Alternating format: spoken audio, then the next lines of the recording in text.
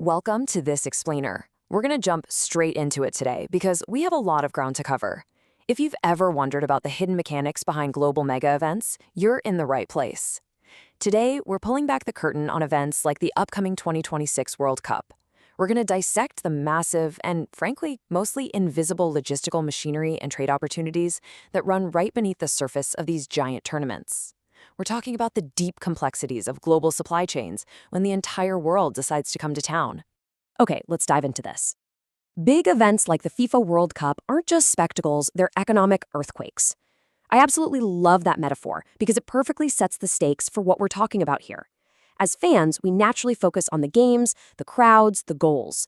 But for global supply chains, for importers, exporters, and logistics pros, an event of this scale literally shakes the ground. It can either flood your business with unprecedented demand, or it can completely bury your operations under complex rules, massive crowds, and skyrocketing costs. And because of that earthquake, there's a huge contrast between the glitzy public perception of these events and the harsh reality on the ground.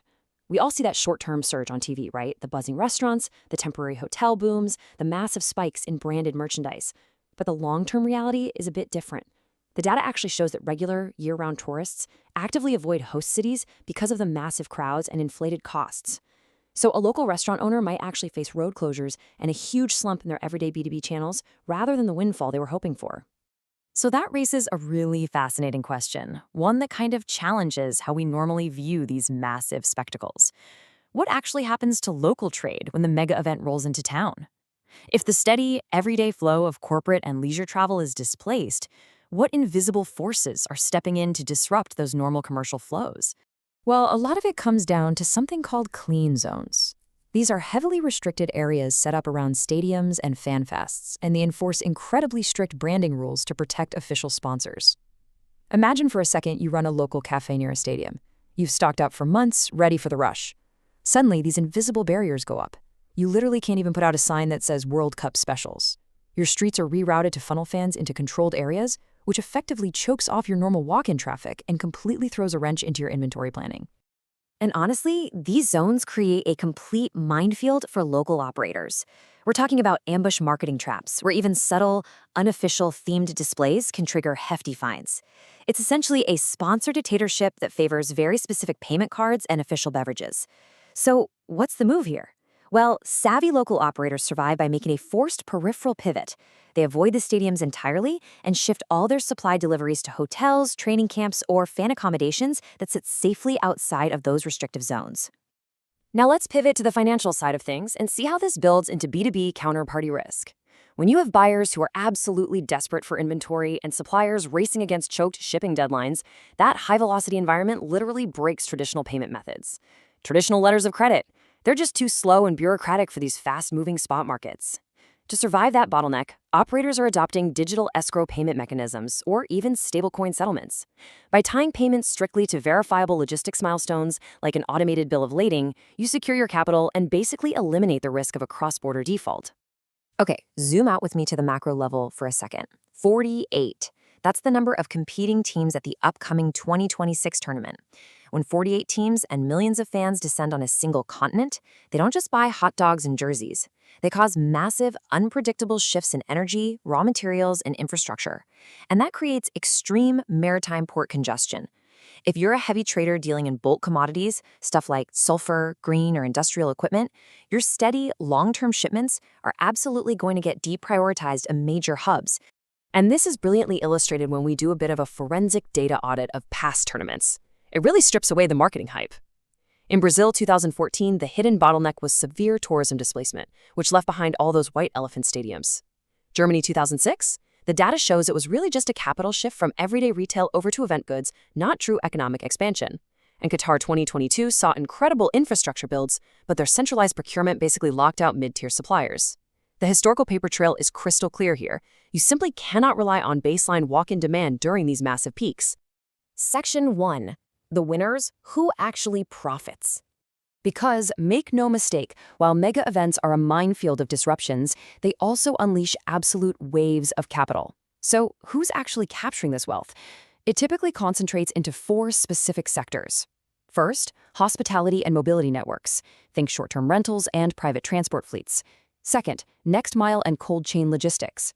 These operators bypass choked city centers to deliver perishables at high velocity, which lets them command massive premium pricing. Third, pre-event infrastructure and raw materials. These are suppliers capturing cross-border arbitrage years before kickoff. And finally, curated local experiences, snagging fans who want high-quality cultural tours outside the 90 minutes on the pitch. So, what is the big takeaway from all this empirical data? It's that mega event benefits concentrate exclusively among the prepared, agile, and technologically connected operators.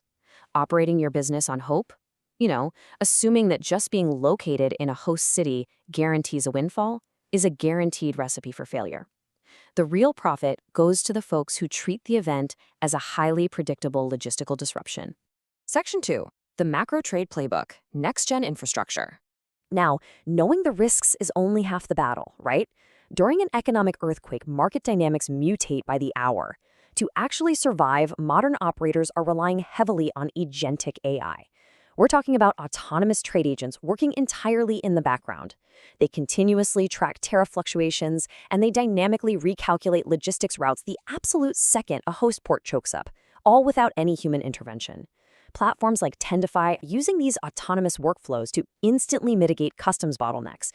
Let's actually look a bit closer at the specific digital tools smart operators use to get this advantage, specifically looking at the Tendify platform. Tools like a 3D container optimizer are absolutely critical for maximizing your loads right before spot rates skyrocket. You've got real-time freight and duty engines to restructure Incoterms on the fly. You've got automated HS code tools and sanctions checkers to keep you legally compliant, and even CRM systems specifically designed to handle massive volume surges. This is exactly how you lock in shipping capacities before the maritime market goes into full panic mode. But software is just one piece of the puzzle. Let's talk about how this translates to your internal operations, because survival really depends on internal resilience. There are 4 key pillars here. Step 1, advanced scenario planning. You need to stress test your cash flows against a sudden 50% freight hike. Step 2, strategic partnerships. Align yourself as a white label supplier to Tier 1 providers so you can bypass FIFA's direct compliance costs. Step 3, structural diversification. Hedge your bets by keeping steady B2B flows moving through non-disrupted GCC or ASEAN routes. And Step 4, green logistics. Proactively pivot to sustainable options so you can meet strict ESG mandates and actually win those big corporate contracts. And all of this brings us to one final, absolutely critical question you have to ask yourself. Will your supply chain survive the next economic earthquake? We've seen exactly how the World Cup exposes the raw mechanics of global trade, throwing up regulatory walls and displacing regular business. But we've also seen how it acts as a massive laboratory for the prepared. These insights give you the blueprint to take predictable global volatility and turn it into your own undeniable competitive advantage. Because when the world comes to town, preparation isn't just optional, it's profit. Thanks so much for joining this explainer, and keep learning.